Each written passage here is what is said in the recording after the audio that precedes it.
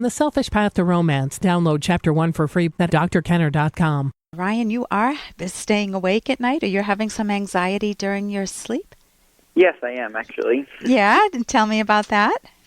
Well, it started when I was a kid, and every time I go to sleep, I feel, like, fear of it. I don't know if it's, like, insecurity about, going to sleep, but I get, like, waves of anxiety, and then I'm in med school right now, so I'm, stressed out during the day, but I should come home and feel tired, but when I lay in bed, everything, just feel my heart pounding and racing, and it's not like I'm thinking about school or anything in general, but I don't know, and then I start getting afraid of those feelings and fears. And right, that's called a secondary emotion. When you become anxious about your anxious feelings, it's a secondary problem. Something triggered the original problem when you were a kid. I mean, it doesn't come out of nowhere. Psychology is causal. Do you know what was going on when I don't know if you can remember back that far. I don't know what your age was, but what were some of the key reasons that you would have felt anxious as a kid and a little fearful sleeping?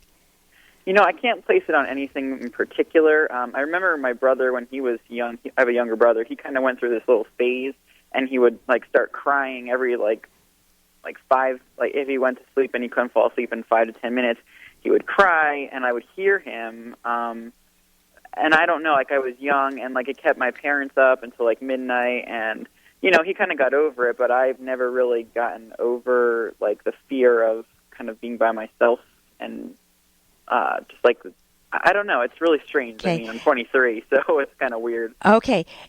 Look at how fascinating this is, because you're looking for clues. When you have an emotion as an adult and as a very intelligent adult, if you're in med school, when you have an emotion that just doesn't make sense and it's disrupting your life, you want the ability to be able to take a close look at that emotion and allow your mind over time to do the detective work as a curious scientist, and you're starting to talk about it. And as you talk about it, even though you might use words like, it's weird or it's strange, it's not strange, it's causal. And look at the clues you have so far, that there was a sleep problem in your household. Your brother would keep everybody awake by crying. So, that's very disruptive. You want to just be able to gently go off to sleep at night, and you don't know when it's going to be punctuated by crying, which just causes a ruckus in the house. Your parents are up and they're frustrated. They're up till midnight. They have to wake up the next morning, and so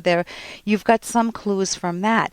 Then you mentioned something else in passing. Do you know what it was? I'm not exactly sure. You said being by myself. Yeah. So go ahead.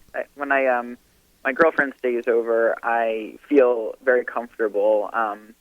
And I can immediately go to sleep. But when I'm by myself, I usually have to take Lunesta or something, because I don't know. I just can't stand for being I guess awake for more than 5 to 10 minutes, or else the waves of anxiety will just take over.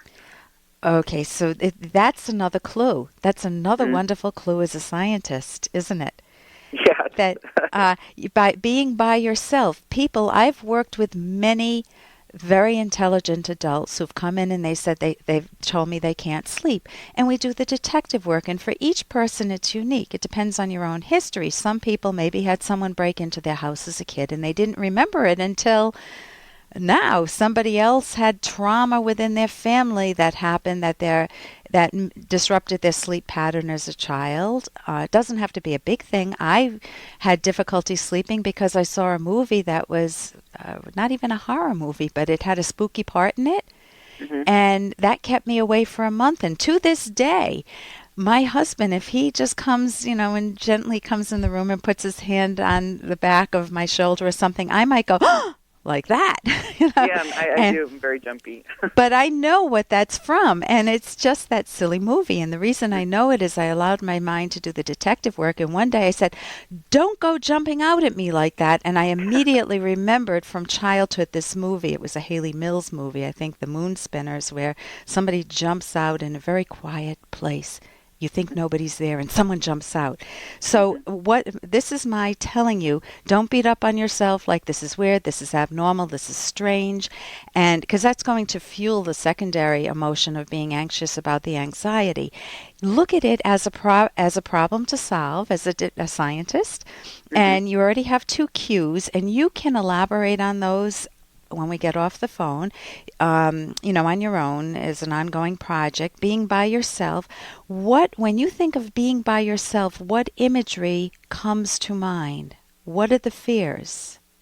Hey, I got to interrupt this because we've got to pay some bills. 30 seconds, that's it. A very quick ad, and then Alan will be back. Do you ever feel overlooked in your romantic relationships? Well, when it comes to love, sometimes it's good to be selfish. Find out why in the provocative book, The Selfish Path to Romance. Being selfish means valuing yourself, so your partner will value you. Discover the secrets to keeping yourself front and center in your relationship and building a romance that will last. Find The Selfish Path to Romance by Drs. Ellen Kenner and Edwin Locke on Amazon or at selfishromance.com. That's The Selfish Path to Romance on Amazon or selfishromance.com.